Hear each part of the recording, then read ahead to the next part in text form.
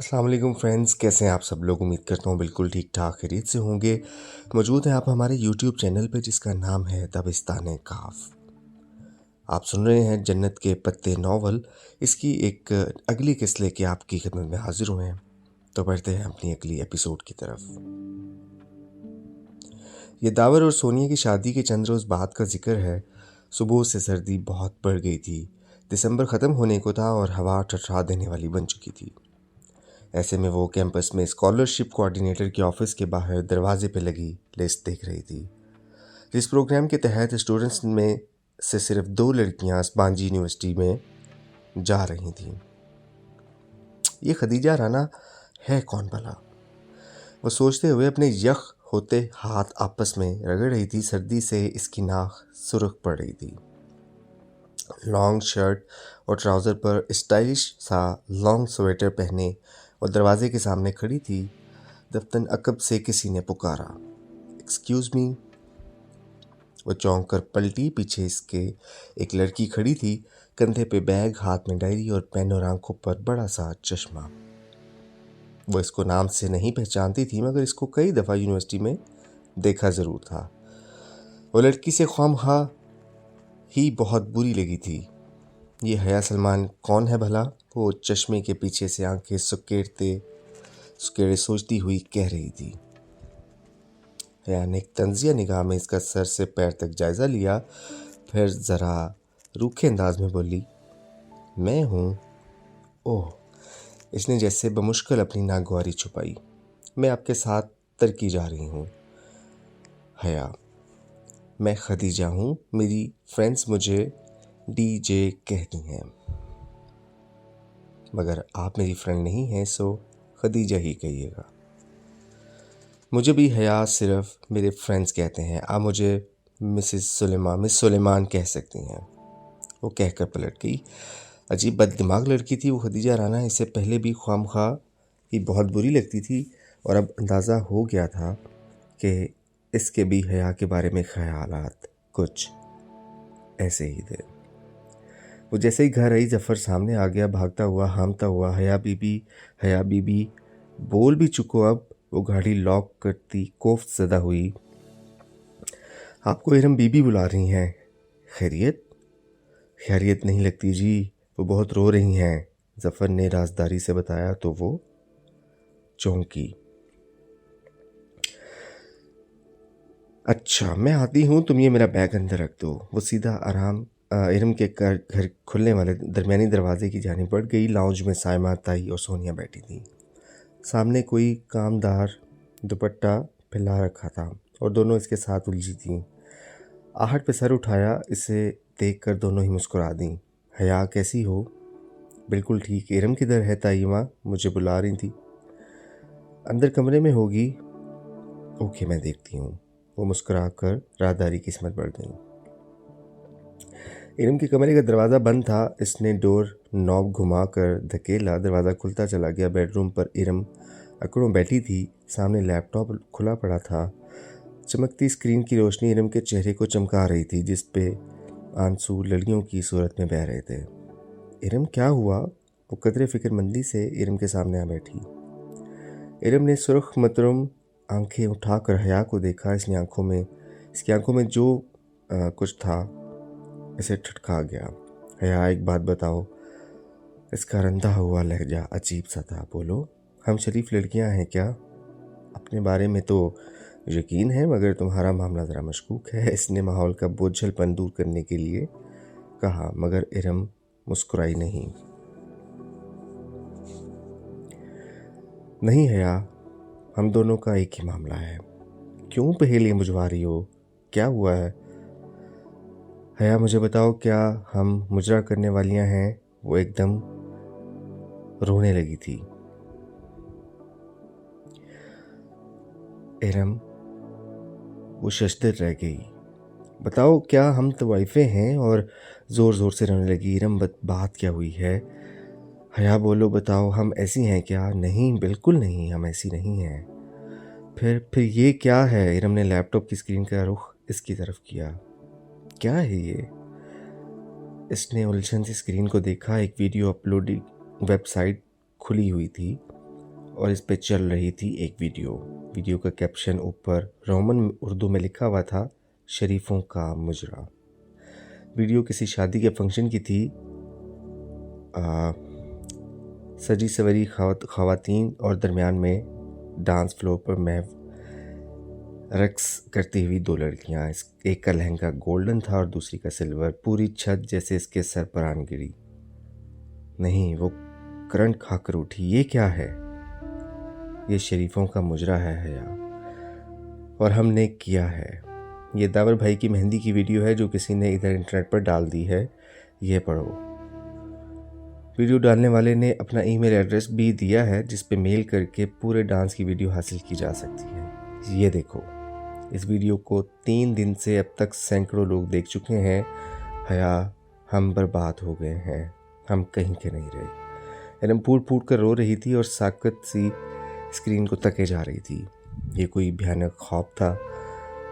हाँ, ये ख्वाब ही था, और अब वो जाग जाना चाहती थी। स्क्रीन पर रक्सा परियों के सरापे में मुख्तलिफ हिस्सों पे किसी ने सुर्ख दायरे खींच रखे थे। जैसे ही कोई लड़की किसी स्टेप पे झुकती तो फौरन सुर्ख दायरा बड़ा हो जाता। इसके कानों से धुआं निकलने लगा। नहीं, ये मैंने नहीं किया। वो एक एक कदम पीछे हो रही थी। इसके लब कप आ रहे थे। इरम इसी तरह बिलक रही थी। मैं मुजरा करने वाली नहीं हूँ, मैं शरीफ लड़की हूँ। वो कदम कदम पीछे होती दीवार से जा लगी। ये हम ही हैं हया, हम बर्बाद हो गए। इसका सर चकराने लगा। ये सब क्या हो गया था? वीडियो के सैकड़ों व्यूज आ रहे थे। क्या वो पूरे शहर में फैल गई थी? और अगर इसके खानदान वालों तक पहुंची तो मुझे गोली मार देंगे इरम, मुझे तो जिंदा गाड़ देंगे। मगर ये वीडियो किसने बनाई? हमने तो मूवी वाले को भी मना कर दिया था। किसी ने छुप कर बनाई होगी। खानदान की शादी पर बस औरतों में डांस की इजाज़त अब्बा लोगों ने दी थी। अगर इन्हें पता चला कि हमारा डांस पूरे शहर के लड़के एंजॉय कर रहे हैं तो क्या होगा? कुछ करो इरम। इसका सख्ता टूटा। वो तेज़ी से इरम के करीब आई। मैंने इस वेबसाइट पर रिपोर्ट तो की है, लेकिन वेबसाइट ने एक्शन लेकर वीडियो हटा दी। तो भी ये सीडी पर तो हर जगह मिल रही है। ऐसी चीज़ें तो मिनटों में फैलती हैं। हम कहाँ से हटवाएंगे? खुदाया, ये क्या हो गया? वो बेदम सी ज़मीन पर बैठी थी। अगर अब्बा या किसी भाई वगैरह को मालूम हो गया, ओह खुदाया, हम क्या करें? इरम ने भी खुद को अपने कमरे में बंद कर लिया और वो भी बस कमरे की होकर रह गई। सोच कर दिमाग फटा जाता था, मगर कोई हल ज़हन में नहीं आता था। शाम में फातिमा बेगम ने इसके कमरे में झांका। हया, उठो, कितना सोगी? रोहेल का फ़ोन है अमेरिका से।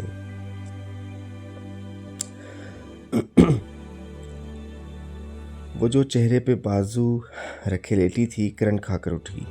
रोहेल का? क्यों, क्या कह रहा है? इसके जहन में खतरे का अलार्म बजने लगा था। कह रहा है कि तुमसे बात करनी है। वो कहकर आगे बढ़ी और शल सी बैठ गईं। सुकून की नदी में ज़ोर से पत्थर आकर गिरा। रोहेल अमेरिका में था और वहाँ पर तो लोग अमूमन सारा वक्त ही ऑनलाइन रहते हैं। फिर ऐसे में इसकी निगाहों से इस वीडियो का गुजर जाना ऐन मुमकिन था। खुदाया, अब वो क्या करे? इसने पैरों में स्लीपर्स डाले और मरे मरे कदमों से चलती हुई बाहर लाउंज में आई। ग्रेडल के साथ उल्टा रिसीवर पड़ा था। इसने कपकपाते हाथों से रिसीवर उठाकर कान से लगाया। हेलो हया, कैसी हो? रोहेल की आवाज़ में गर्मजोशी थी। वो कुछ अंदाज़ा नहीं कर पाई। ठीक, तुम ठीक हो? एकदम फिट। मैंने तुम्हें मुबारकबाद देनी थी। इसका दिल ज़ोर से धड़का। क्या वो तंज कर रहा था? किस बात की? भाई, तुम एक्सचेंज प्रोग्राम के तहत तुर्की जा रही हो। और किस बात की भला?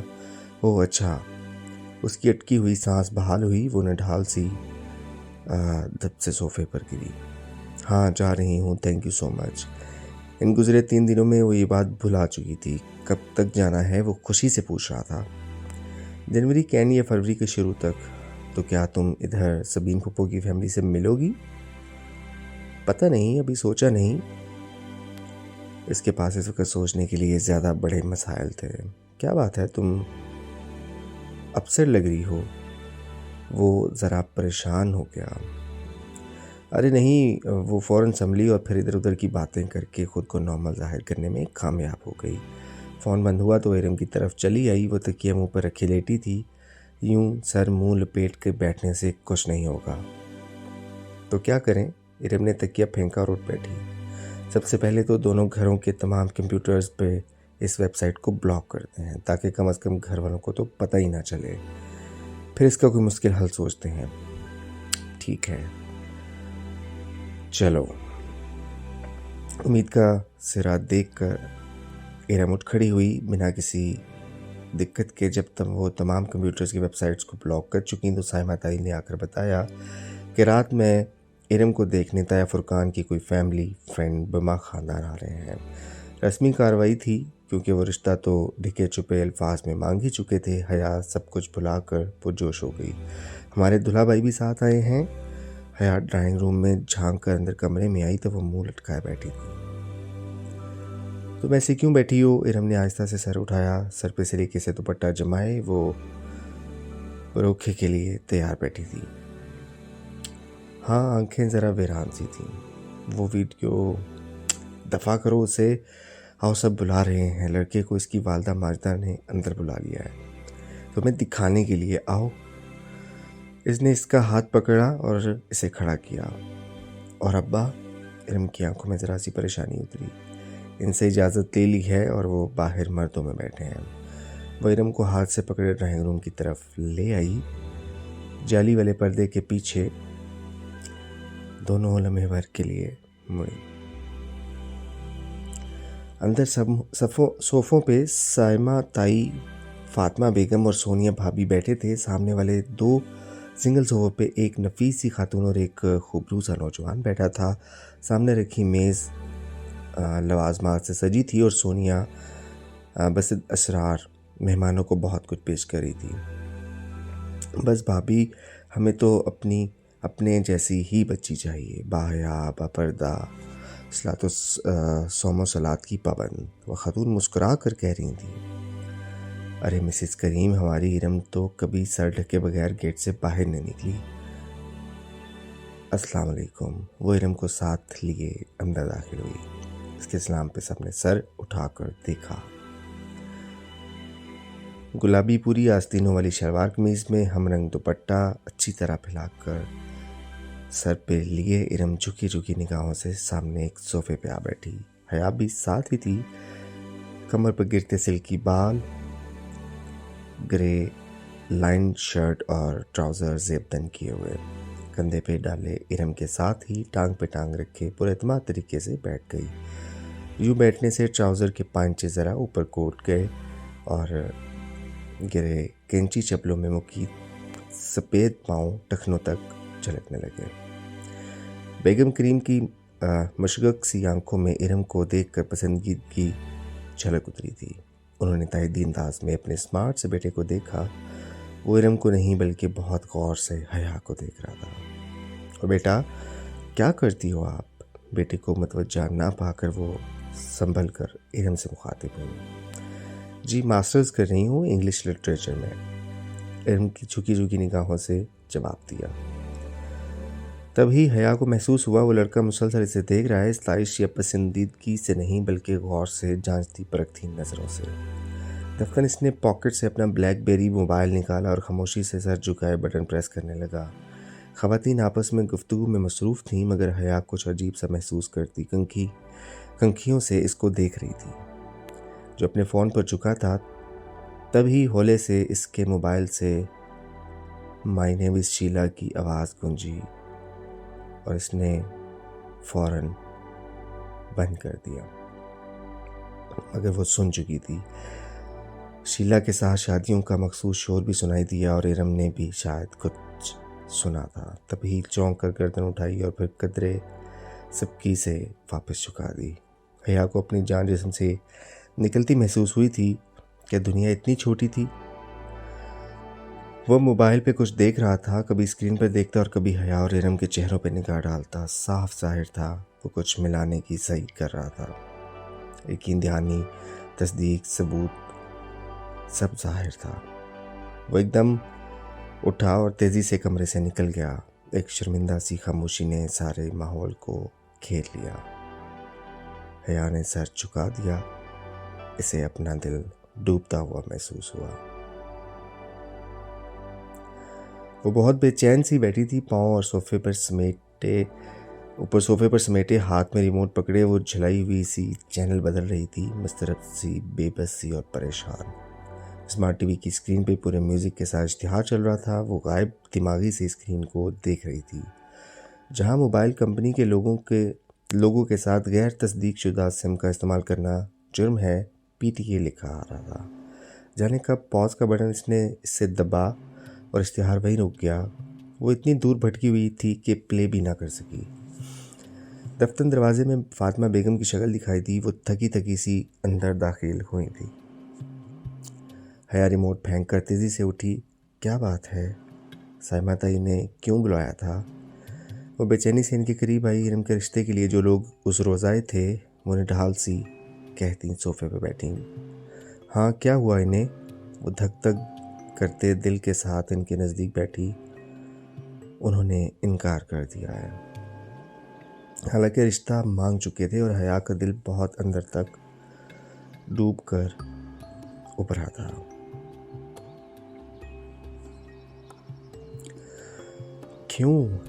क्यों इनकार कर दिया?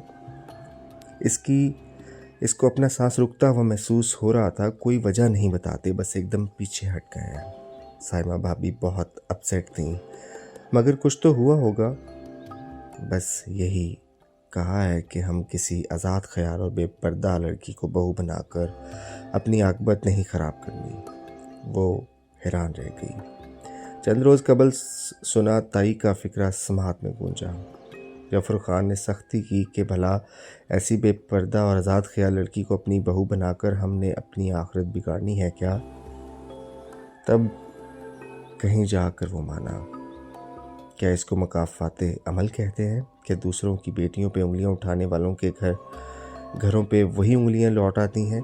इतनी जल्दी बदले मिलने लगते हैं। मगर वो खुश नहीं हो पाई। अगर बात खुल जाती तो असल बदनामी तो इसी के हिस्से में आती। इरम तो शायद इसकी माँ हया ने इसे बिगाड़ा था, कहकर दरमियान से निकाल लेती और बात तो अब भी खुल सकती थी। वो वीडियो अब भी इंटरनेट पे मौजूद थी। खैर, इरम को कौन सी कमी है रिश्तों की? फातिमा बेगम उठकर किचन की जानब चली गई थी। वो सोफे पर गिर सी गई।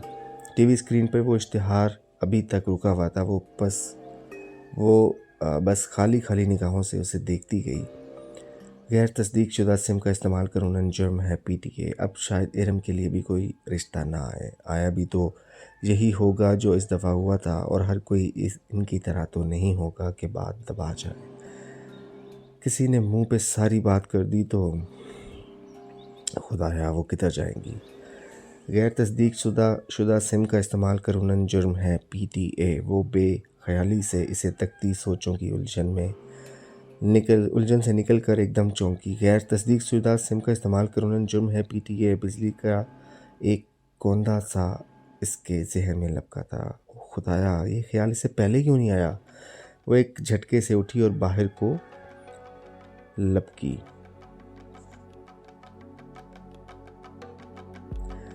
इरम बहुत जोर से चिल्लाते हुए हया ने इसके कमरे का दरवाज़ा खोला। इरम मोबाइल पकड़े बेड पर बैठी थी। दरवाज़ा खुलने पर गड़बड़ा कर मोबाइल साइड पर रखा। क्या हुआ? साथ ही इरम ने अपने मोबाइल उल्टा कर दिया ताकि स्क्रीन छुप जाए। सुनो, वो तभी रिश्ते वाली बात याद आई। वो आई एम सॉरी, उन लोगों ने रिश्ते से इनकार कर दिया। वो तो वीडियो देखकर करना ही था। खैर, जाने दो, अच्छा ही हुआ। वो मुतमईन थी। हया को हैरत हुई, मगर वो वक़्त हैरत ज़ाहिर करने का नहीं था। वो जल्दी से इसके साथ आ बैठी। इरम, मेरी बात सुनो, तुमने कभी मोबाइल कनेक्शंस के इश्तिहारों में वो इबारत पढ़ी है कि गैर तस्दीक शुदा सिम का इस्तेमाल जुर्म है? हाँ, तो तो क्या तुम्हें मालूम है कि सिम रजिस्टर करवाना क्यों ज़रूरी होता है? क्यों? ताकि कोई इसका गलत इस्तेमाल ना कर सके, चाहे वो दहशतगर्दी की वारदात में हो या किसी को रॉन्ग कॉल्स करने में। ये सब साइबर क्राइम के तहत आता है। Cyber crime? इरम ने पलकें झपकाईं। हाँ, और हर cyber crime Pakistan telecommunication authority को रिपोर्ट किया जा सकता है। ये क्या कह रही हो यार, मुझे कुछ समझ नहीं आ रहा। इरम हमारी पर्सनल वीडियोस इंटरनेट पर डाली, ये भी तो एक संगीन जुर्म है, साइबर क्राइम। हम इसकी रिपोर्ट कर सकते हैं। तुम्हारा दिमाग ठीक है? वो फ़ौरन मत की। अगर किसी को पता चल गया तो पता तो तब चलेगा जब हम इस वीडियो को रहने देंगे। 4 दिन से मैं सूली पर लटकी हूँ, अब इस मसले को ख़त्म हो जाना चाहिए।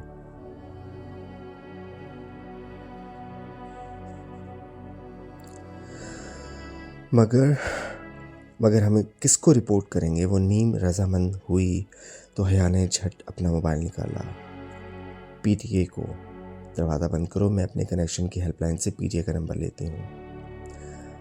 इरम दौड़ कर दरवाज़ा बंद कराई और हया नंबर मिलाने लगी। पीटीए की हेल्पलाइन का नंबर आसानी से मिल गया, मगर ऑपरेटर ने नहाई शागिस्तगी से ये कहकर माजरत कर ली कि इस किस्म का साइबर क्राइम की किसी इंटेलिजेंस एजेंसी के साइबर क्राइम सेल को रिपोर्ट करना होगा।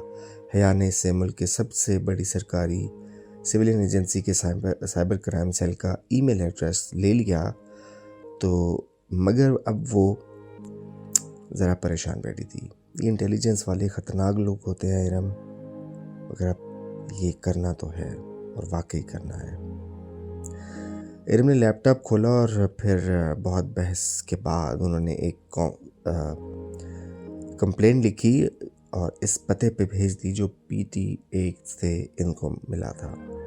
बमुश्किल 10 मिनट ही गुजरे थे कि हया का मोबाइल बचा। इसने मोबाइल उठाकर देखा, चमकती स्क्रीन पर अंग्रेज़ी में प्राइवेट नंबर कॉलिंग लिखा रहा था, साथ कोई नंबर वगैरह नहीं थे।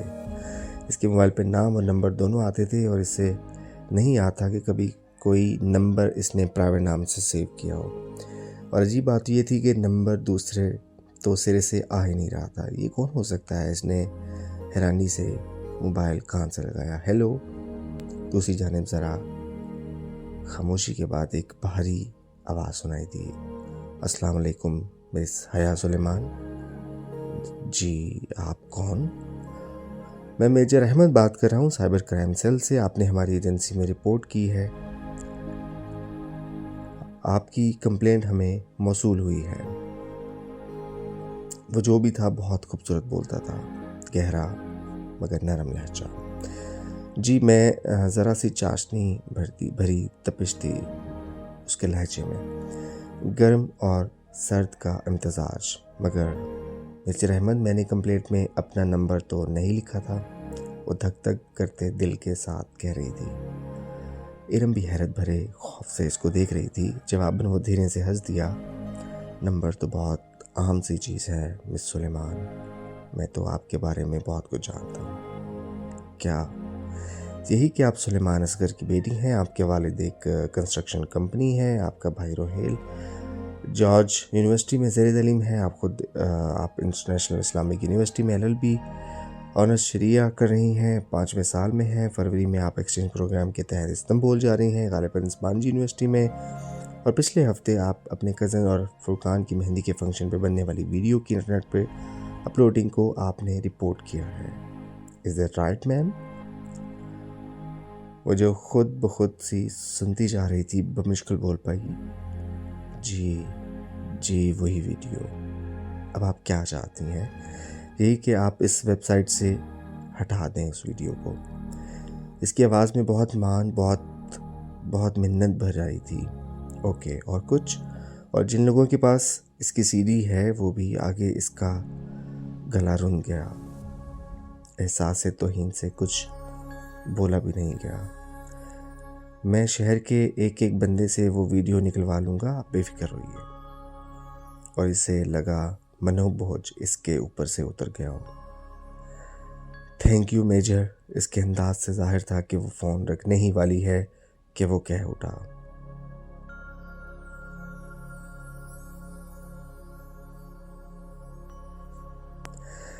थैंक यू तो आप तब कहें जब मैं ये काम कर दूं, और इस काम को महज शुरू करने के लिए भी मुझे आपका तावन चाहिए। कैसा तावन? मदाम, आपको ज़रा सी तकलीफ़ करनी होगी। आपको इस वीडियो की बाकायदा रिपोर्ट करने के लिए मेरे ऑफिस आना होगा। क्या? नहीं नहीं, मैं नहीं आ सकती। वो परेशानी से हकला गई। इरम भी फिक्रमंदी से इसका चेहरा देखने लगी थी। फिर तो ये काम नहीं हो पाएगा। ऐसे स्टेप फ़ोन पर नहीं लिए जाते। इसे लगा वो महफूज सा मुस्कुरा रहा था। मगर मैं नहीं आ सकती। और वो कैसे आ सकती थी? किसी को पता चल जाता तो कितनी बदनामी होती। आपको आना पड़ेगा, मैं गाड़ी भेज देता हूँ। नहीं नहीं, अच्छा, खुदा हाफिज़। इसने जल्दी से फ़ोन बंद कर दिया। भाड़ में गया ये और इसका साइबर क्राइम सेल। अगर अब्बा या ताया फुरकान को पता लग गया कि हम एक एजेंसी के हेड क्वार्टर गए थे तो हमारी टांगे तोड़ देंगे वो।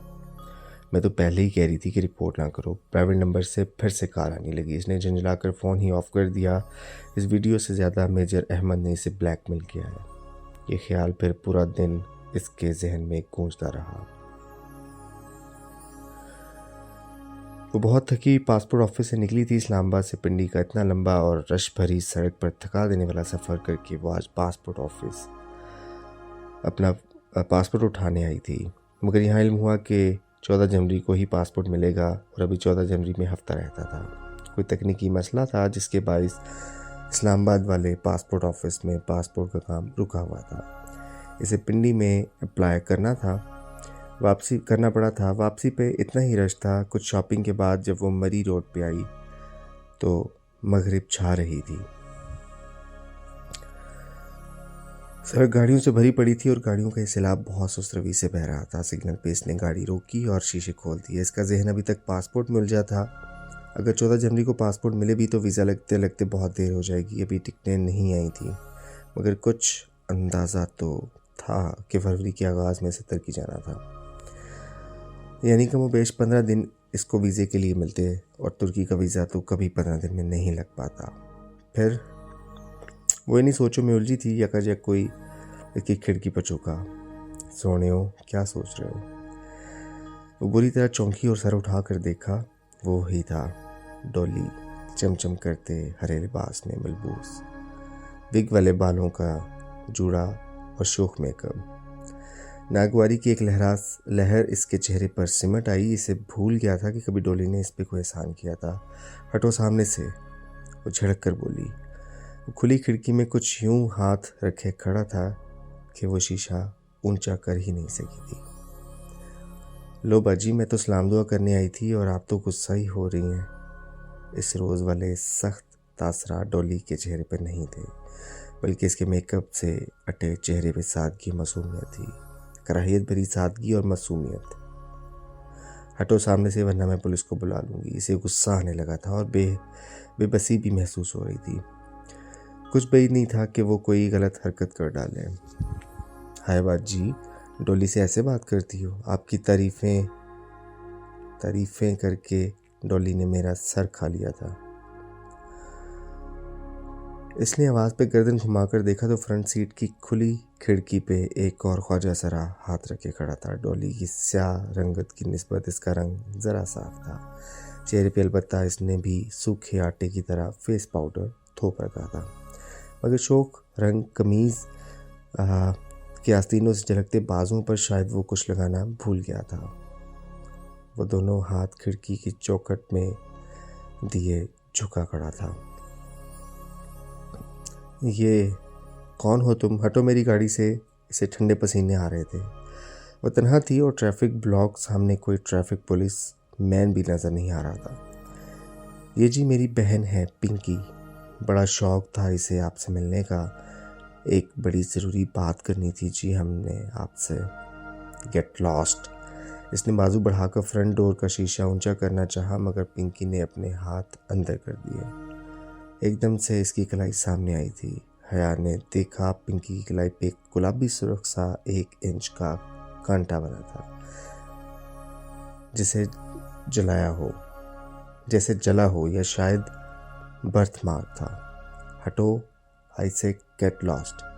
वो में तैश में फ्रंट डोर का शीशा ऊपर करने लगी, मगर पिंकी ने पे हाथ रख दिए थे। शीशा ऊपर नहीं हो पा रहा था। बाजी ऐसे तो ना करो पिंकी नाल, इसका हाथ जख्मी हो जाएगा।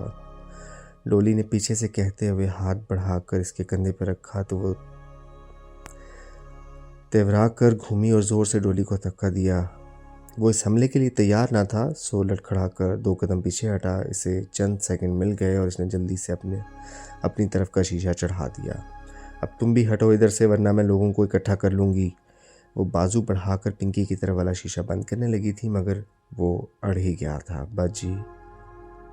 बाजी जी मैं ਤੁਹਾਨੂੰ डोली के दिल की बात बताने आई थी और तुसा इस तरह कर रहे हो। ये जो डोली है ना, ये बड़ा पसंद करती है आपको, मगर इकरार नहीं करती। पिंकी मसनूई अंदाज में बन कर बोल रहा था। पीछे डोली बंद शीशा बजाने लगा था। Shut up and get lost.